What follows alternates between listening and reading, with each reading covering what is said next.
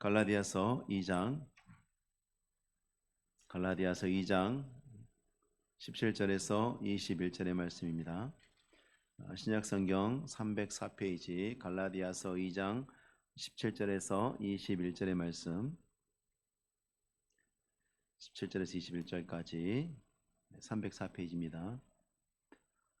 교독하겠습니다. 만일 우리가 그리스도 안에서 의롭게 되려 하다가 죄인으로 드러나면 그리스도께서 죄를 짓게 하는 자냐? 결코 그럴 수 없느니라.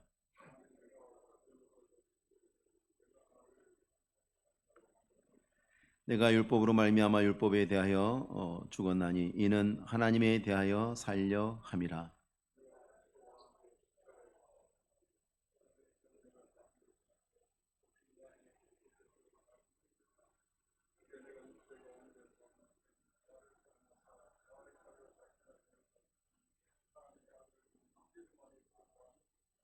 같이 읽겠습니다. 내가 하나님의 은혜를 패하지 아니하노니 만일 의롭게 되는 것이 율법으로 말미암으면 그리스도께서 헛되이 죽으셨느니라. 아멘.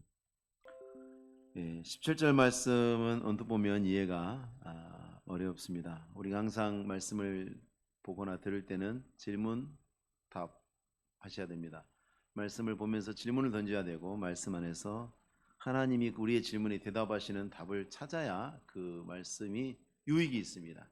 그렇지 않는 말씀들은 우리가 그 말씀을 먹었다고 할 수가 없겠죠. 만일 우리가 그리스도 안에서 의롭게 되려 하다가 죄인으로 드러나면 그리스도께서 죄를 짓게 하는 자냐? 결코 그럴 수 없느니라. 그리스도 안에서 의롭게 되는 것 모든 신자들이 사랑하는 거죠. 우리가 의롭게 되지 못했다면 하나님의 나라에 들어가지 못할 것입니다. 스스로 의롭게 될 수 없다는 것을 우리들은 너무 잘 알고 확실하게 알고 있기 때문에, 그렇게 또 고백하는 사람들이 신자들이기 때문에 그리스도 안에서 그리스도와 함께 의롭게 된다는 사실보다 더 귀하고 감사하는 일이 없습니다. 우리 임종의 순간에 과연 뭐가 생각날까요? 다른 거? 글쎄요. 그때는 정말로 우리는 가슴 절절히 세상의 부귀영화 아무것도 아니라는 거 우리는 다시 한번 그 순간에 예배 시간에 그렇게 선포되었던 이야기들이 참으로 그다라는 아멘 하면서 우리는 세상을 떠나게 될 것입니다. 그것보다 귀한 것이 없습니다. 주 예수보다 귀한 것은 없네. 그 찬송을 기록하신 분들의 마음이 그런 마음일 것입니다. 그렇게 의롭게 된 성도들은 그리스도의 본을 따라서 믿음의 삶을 이제 살아가게 되죠. 의롭게 되기 위해서가 아니라 의롭게 되었기 때문에 그렇게 사는 겁니다. 인간이 되려고 인간 노릇하는 것이 아니라 인간이기 때문에 인간 노릇하려고 애쓰는 거죠. 신자도 마찬가지입니다. 하나님의 자녀 되었으니까 하나님 자녀 다우려고 몸부림치면서 고민하는 겁니다. 몸부림치면서 고민해서 우리가 하나님의 자녀의 권세를, 자격증을 따는 것이 아닌 것입니다. 그렇기 때문에 예수께서 세리와 죄인과 창기들과 함께 식사하시고 교제를 나누셨던 것처럼 제자들도 그렇게 하죠. 주님께서 그렇게 하셨기 때문에요. 유대인들이 그걸 공격했습니다. 유대교 율법에 따르면 죄인과 함께 밥 먹지 마라, 죄인과 함께 교제하지 마라, 그렇게 예수님처럼 행동하는 것은 율법을 어기는 것이고 그것은 죄인이 되는 것이다. 유대인들 주장대로라면 예수님께서는 제자들에게 죄인 되도록, 죄를 짓도록 조장하는 사람이 되고 맙니다. 바울 사도는 예수님께서 결코 죄를 조장한 자가 될 수 없다고 유대인들의 생각에 철퇴를 내리셨습니다. 유대인들은 의로운 율법을 손에 붙잡고, 하나님이 주셨죠, 율법을. 그 주신 용도하고 전혀 다르게, 전혀 엉뚱하게 율법을 이해했기 때문에 의에 이르지 못하였습니다. 바르라고 만들어 놓은 무좀약을 날마다 한 숟가락씩 열심히 복용하면 무좀이 낫습니까? 안 낫죠. 왜요? 약이 잘못된 게 아니죠. 방법이 틀린 거죠. 바르라고 준 약을 왜 먹습니까? 똑같습니다, 여러분. 여러분 타이레놀 아픈 데다 아무리 문질러 보세요. 통증이 사라질까요? 그건 먹으라고 준 약이죠. 율법을 왜 주셨을까? 율법은 죄를 생각나게 하고 내가 하나님 앞에서 죄인이구나 그걸 깨닫고 하나님 앞으로 돌아오도록 하기 위한 방편이었습니다. 그리고 그 하나님 앞에 돌아온 사람들이 제사를 통해서 하나님의 은혜로 죄 용서함을 받도록, 하나님이 아니면 우리는 소망이 없다는 것을 깨닫게 해주기 위한 용도였습니다. 근데 유대인들은 그걸 가지고 율법을 지켜서 의에 이르려고 했던 겁니다. 안 된다는 걸 보여주시기 위해서 주신 도구를 가지고 나는 할 수 있다라고 큰 소리치고 있었던 것입니다. 이들은 율법도 잘못 이해했을 뿐만 아니라 자기 자신도 오해했죠. 왜요? 인간론이 틀려 있어요. 나는 할 수 있다. 나는 노력하면 선한 사람 될 수 있다. 지금 마리아 숭배하는 분들도 비슷한 생각 갖고 있죠. 나는 열심히 노력하면 선한 사람 될 수 있다. 하나님이 보시기에 너 그만하면 됐다 하는 그런 사람이 될 수 있다. 어떻게? 노력하면. 왜? 나에게는 가능성이 있으니까. 내 안에는 가능성이 있으니까. 자기를 오해한 거예요. 하나님이 주신 율법 충분히 준수할 수 있을 정도로 나는 선한 존재다 이렇게 자부를 한 거죠. 하나님의 말씀도 오해했고 자기도 오해했습니다. 의롭다는 것에 대해서 유대인과 예수님의 생각에는 차이가 없어요. 의로운 게 뭐냐? 이게 죄 없는 게 의로운 거죠. 죄 없는 게 의로운 것입니다. 거기에는 유대인들도 그렇게 생각하고 예수님도 그렇게 생각하세요. 그렇다고 말씀하셨어요. 근데 어떻게 의롭게 되느냐? 여기서 충돌이 일어나는 것입니다. 예수님께서는 오직 예수를 믿음으로만 의를 전가받아서 의롭게 된다 이렇게 말씀하시고, 유대인들은 아니 내 자신의 능력으로 하나님의 율법을 충분히 준수할 수 있고 그렇게 해서 나는 하나님 앞에 의인이 될 수 있다 이렇게 믿었고 의심하지 않았습니다. 예수님께서 그렇게 그것은 사실이 아니라는 것을 너희 양심이 알고 있다라고 끊임없이 책망하셨음에도 불구하고 절대 받아들이지 않았죠. 결코 그럴 수 없느니라. 결코 그럴 수 없느니라. 17절에 그리스도께서 죄를 짓게 하는 자냐? 결코 그럴 수 없느니라. 요 앞에 16절 마지막에 율법의 행위로서는 의롭다 함을 얻을 육체가 없느니라. 이런 유대인의 생각은 모든 인간의 생각이고 모든 우상 숭배자들의 마음속에 있는 근본적인 생각입니다.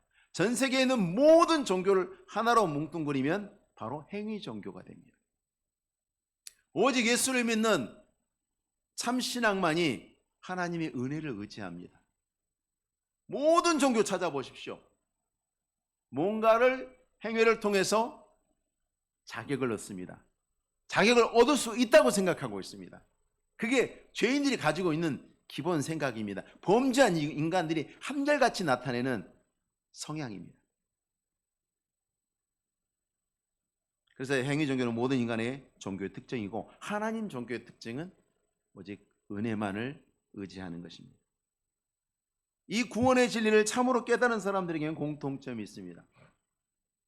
많은 것을 말할 수 있습니다만은 특별히 오늘 본문에서 바울이 말하는 내용 가운데 이전의 죄악으로 다시 돌아갈 수 없다. 그럼 예수 믿는 사람은 예수 믿고 난 다음에는 죄를 짓지 않는다는 얘기냐? 그게 아니고 죄를 옳다고 하지 않는다는 얘기예요. 죄를 옳다고 하지 않아요. 우리 날마다 나와서 기도할 때마다 고민하지 않습니까? 하나님 앞에서 왜 나는 이 문제 가지고 계속 기도하는데 왜 나는 날마다 쓰러지는 걸까? 자괴감이 들고. 우리 권사님 기도하시면서 우리 날마다 노력하는데 발전되지 못하는 내 자신의 모습을 탄식하고 안타까워하는데 상당히 우리는 상태가 괜찮은 거예요. 그 정도. 우리가 날마다 하나님 앞에서 몸부림치니까 그나마 이 정도 하고 있는 거예요. 그나마 하지 않는 사람들은 어떻겠습니까? 말도 할 수 없죠. 그럼에도 불구하고 그들은 어떻게 생각해요? 자기 스스로에 대해서 우리보다 훨씬 높은 점수를 매기고 있습니다. 우리는 스스로에 대해서 많은 점수를 주지 못하죠. 두려워하죠. 자신 없어하고 죄송하게 생각합니다. 왜 그럴까요? 바로 거기서 차이가 나는 겁니다. 죄를 옳다고 하지 않아요. 모든 죄를 죄로 인정하고 받아들이고 스스로에 대해서 그렇게 하나님의 시각으로 보니까 내가 정말 하나님의 은혜가 아니면 소망이 없는 사람이구나 발견할 수밖에 없죠. 세상 사람 어떻습니까? 이건 이래서 죄가 아니고 저건 저래서 죄가 아니고 다 따지고 보니까 난 상당히 괜찮은 사람이에요. 근데 실제로 달아보면 안 그런 거죠. 그리스도인도 예수 믿는 사람들도 역시 범죄하는 일들이 있어요. 근데 그리스도인들은 죄를 죄로 여깁니다. 그게 다르죠. 우상 숭배자로 살다가 예수를 믿은 사람이 다시 우상 숭배로 돌아가는 거 상상할 수 없습니다. 예수 믿다가 마리아 숭배 종교로 돌아간다? 마찬가지입니다. 예수 믿다가 이단에 다시 빠진다? 이 사람들 처음부터 예수 안 믿은 사람들이에요. 예수를 믿음으로 복음을 명백하게 알게 되었다. 그런데 다시 지옥의 정죄를 받는 자리로 돌아간다는 것은 불가능한 일입니다. 그건 불가능한 일이에요. 18절 말씀에 만일 내가 헐었던 것을 다시 세우면 내가 나를 범법한 자로 만드는 것이라. 신앙생활하다 우리 시험 들 수 있어요. 욥처럼 하나님 앞에 툴툴거릴 수 있어요. 요나처럼 나 삐뚤어질 테다 하고 하나님 앞에서 그럴 때 있어요. 사람이니까. 그럼에도 불구하고 항상 마음속에 뭐가 있습니까? 하나님이 있죠. 하나님이 있죠. 삐뚤어지고 있는 중에도 마음속에는 하나님이 있죠. 교회 시험 들어서 정말 교회 쳐다보기도 싫다. 그래도 그 사람들은 성경 버리지는 않습니다. 참신자라면. 교회 가면 또 험한 사람, 무서운 사람 만나서 상처 입을까 봐 두려워서 교회 가는 게 두려워도 집에서 성경을 볼 수밖에 없습니다. 하나님을 생각할 수밖에 없습니다. 어떻게 안 그럴 수가 있겠습니까? 복음을 알지 못함으로 진리를 명백하게 깨닫지 못한 사람만이 그 사람들이 교회 다니다가 교회 떠나서 유대교로 가고 마리아 숭배 가고 이단으로 가고 그 모든 우상 숭배의 자리로 가는 것입니다. 범죄했더라도 다시 돌아오는 거, 당연히 그것은 구원을 알고 진리를 알고 하나님을 아는 사람들에게 그건 당연한 일이죠. 바울 자신도 이야기합니다. 과거에는 내가 유대교 율법주의에 있었다. 근데 이제는 그리스도 예수 안에 있다. 그러면서 이야기합니다. 내가 다시는 돌아갈 일이 없다. 그래서 선언하는 거죠. 다시는 돌아갈 일이 없다. 바울의 말이 의미하는 것이 뭘까요? 만약에 누군가가 돌아간다면 그 사람은 입으로는 예수 믿는다고 말해도 실상은 예수를 안 믿는 사람입니다. 그 사람은 예수를 부정하는 사람이다. 본문 말씀에서 보시면 18절에 범법한 자라는 단어가 나오는데 범법한 자 이거 유대인들이 쓰는 말입니다. 유대인들이 죄인들에 대해서 유대교 율법 기준으로 따져서 죄인들에 대해서 범법한 자라는 단어를 자주 애용했습니다. 무슨 뜻이냐? 배신자. 너는 하나님을 배신한 자야. 뭐 이런 의미로 사용을 했습니다. 바울이 지금 돌려주는 거예요. 예수 그리스도를 하나님으로 믿는다고 하면서 이제 와서 율법도 지키고 율법을 지켜서 행위로 의롭게 되어야 한다고 주장하는 사람들은 그리스도 예수를 배신하는 범죄자가 되겠다. 그런 말입니다. 갈라디아 교회에 말하는 것입니다. 갈라디아 교회 성도들에게 말하는 것입니다. 너희 주변에서 오직 예수를 믿음으로 하나님의 은혜로 우리가 구원받은 하나님의 백성이고 또 구원받은 백성으로 그와 같이 은혜를 의지해서 살아가야 된다고 말하지 않고 율법을 지켜라. 네 행위를 보여라. 그래야 예수도 믿고 그것도 해야 천국 간다라고 말하는 사람들은 그리스도하고 관계없는 그리스도를 배신한 자들이다 라고 우회적으로 선포한 것입니다. 바울은 이전에 죄악으로 다시 돌아갈 수 없다고 이렇게 말한 것은 나는 그렇다고 생각해 또 내지는 나는 그런 느낌이나 생각이 들어 그런 느낌이나 희망을 말한 것이 아닙니다. 하나님의 진리에 근거해서 말한 것입니다. 19절 말씀에 내가 율법으로 말미암아 율법에 대하여 죽었나니 이는 하나님에 대하여 살려함이라. 바울은 율법이 불의하다고 말하지 않습니다. 율법을 잘못 사용한 거죠. 율법은 하나님이 주신 거예요. 하나님이 주신 것 중에 선하지 않은 게 있나요? 하나님이 주신 것 중에 선하지 않는 게 있습니까? 하나님이 주신 모든 것들이 선하죠. 믿음으로 받으면 버릴 것이 없죠. 율법도 하나님이 주신 겁니다. 죄인된 우리가 문제죠. 우리가 문제죠. 우리가 죄인이 아니라면 하나님이 주신 율법은 우리에게 하나님의 요구를 자세히 알려줌으로 우리가 하나님의 뜻을 이루어드리고 또 하나님을 기쁘시게 하고 또 하나님에게 복을 받고 의롭게 살게 하는 도구입니다. 도구가 되었을 것입니다. 그러나 우리는 죄인이기 때문에 율법의 요구대로 하면 심판을 받아 죽어 마땅한 사람들인 것입니다. 요즘 자동차에 내비게이션 많습니다. 율법 내비게이션과 같습니다. 멀쩡한 차는 그 내비게이션이 굉장히 유익합니다. 강릉 가자, 강릉 데려다 주고, 부산 가자, 어떻게 하면 부산 가는지 다 알려줍니다. 인도합니다. 고장난 자동차에게 내비게이션은 끊임없이 뭘 알려줍니까? 너는 한 발자국도 못 움직이고 있어. 그걸 알려주고 있죠. 너는 네가 지금 있는 자리에서 한 발자국도 움직이지 않고 있다. 그걸 일깨워줘요. 내비게이션이. 전혀 변하지 않는 나 자신을 보여주는 거죠. 율법이 마찬가지입니다. 구원받은 하나님의 백성에게는 하나님의 말씀과 진리를 따라서 우리가 어떻게 살아갈 것인가를 날마다 알려주죠. 기도할 때마다 네가 오늘은 이렇게 살아라. 내비게이션 장점이 뭐죠? 길 놓쳤어요. 우회전해야 되는데 경로를 다시 계산합니다 해가지고 알려줘요. 내비게이션이 그래요. 그래 또 잘못 들어가도 짜증내지 않고 또 알려줍니다. 유턴하세요. 요 앞에서. 믿음의 사람들이 실수 많이 하죠. 저도 좋습니다. 그러나 늘 하나님께서 그 안에 말씀하시고 우리가 늘 하나님 앞으로 돌아오게 하고 하나님을 향해서 나아가는, 어디로 틀어져도 다시 하나님께로 나아가도록 그렇게 인도하지. 축복의 도구죠. 그러나 믿음이 없는 사람들은, 하나님 앞에서 그 구원받지 못한 사람들에게는 네가 하나님을 향하여서 그 선한 마음이 없다는 증거로만 끊임없이 남아있을 것입니다. 로마서 7장에 그런즉 우리가 무슨 말을 하리요? 율법이 죄냐? 그럴 수 없느냐?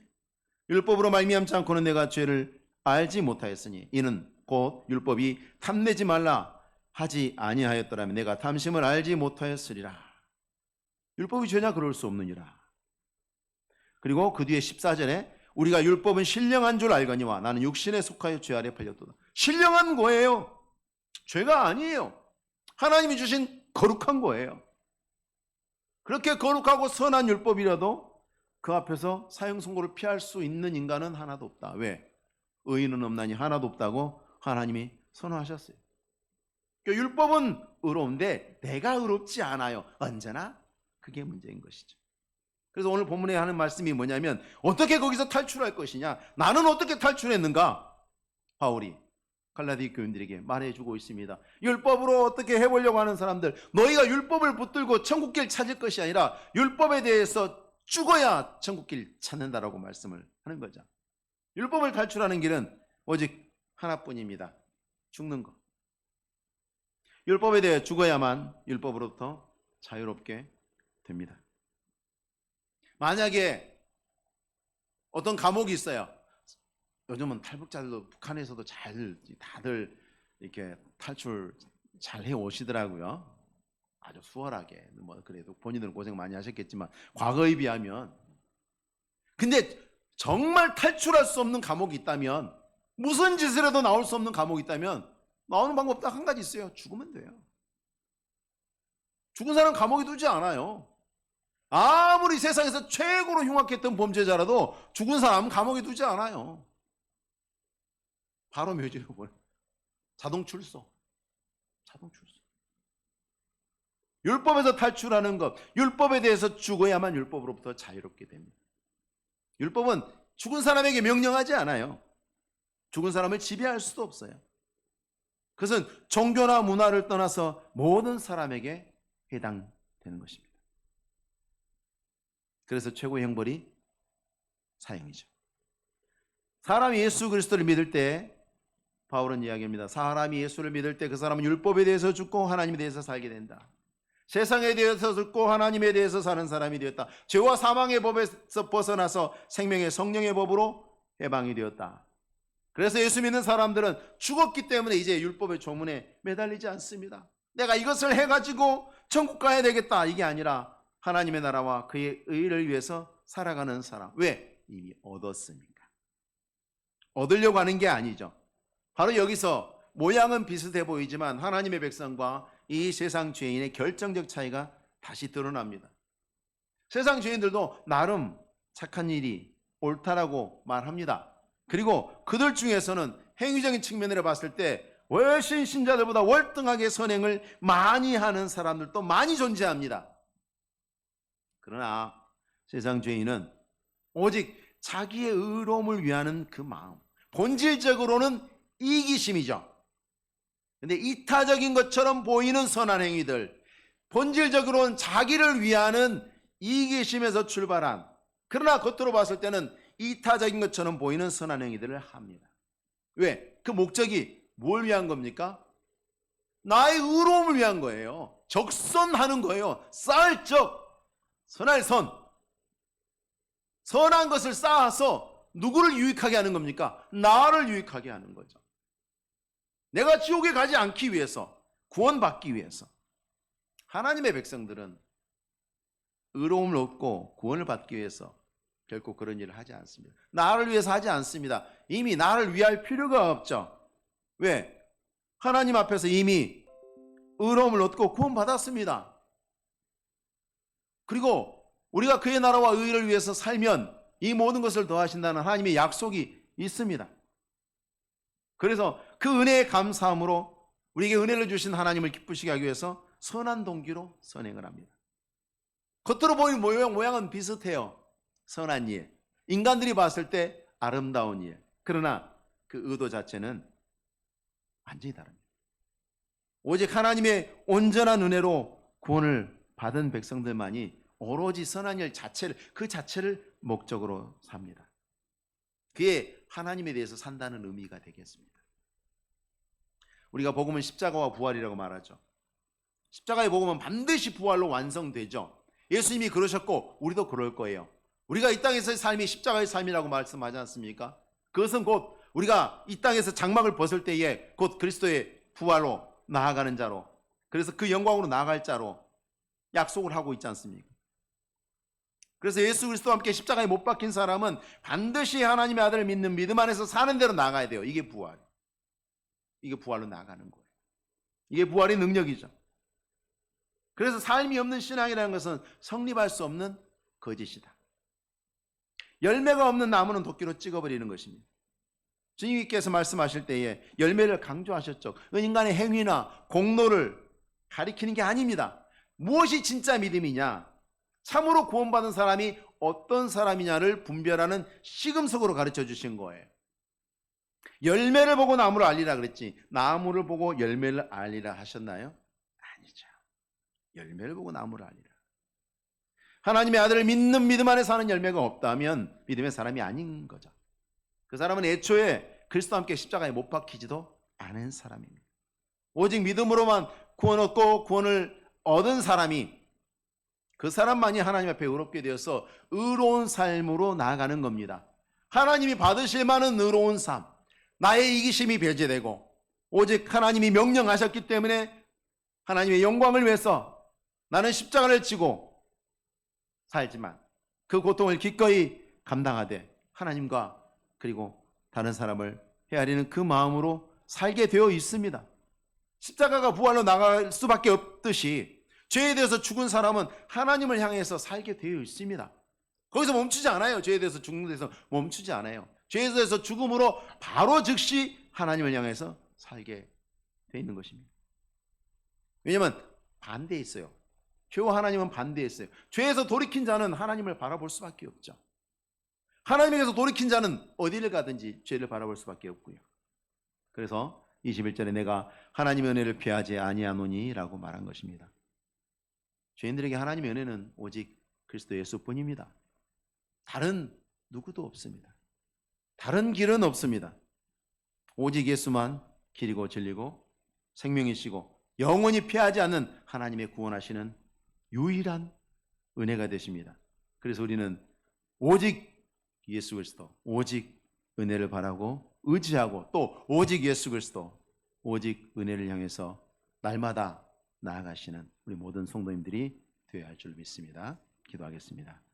거룩하신 하나님, 존귀와 찬송과 영광을 받으시기에 합당하신 아버지, 참으로 악하고 어리석고 미련한 자들을 택하여 구원하셔서 하나님의 자녀 삼아주시고 늘 주님 앞에 선한 마음 선한 뜻으로 살게 하심 감사합니다. 때로 넘어지고 길을 잃고 방황하기도 하지만 주님 우리를 불쌍히 여겨주셔서 주의 말씀으로 우리를 교훈하여 주시고 다시 우리가 바른 길로 돌아오게 하시며 주님 앞에 살아가는 우리의 걸음이 힘 있게 하시고 능력 있게 하시고 영광이 나타나게 하옵소서. 하나님 아버지, 나를 자랑하고 나를 높이지 않게 하시고 오직 우리를 구원하신 예수 그리스도만, 십자가만 자랑하고 높임으로 이 모든 일들 가운데 긍휼을 베푸시고 더 은혜를 풍성케 하시는 하나님의 그 손길을 맛보게 하옵소서. 온전한 감사를 드립니다. 예수님의 이름으로 기도하옵나이다. 아멘.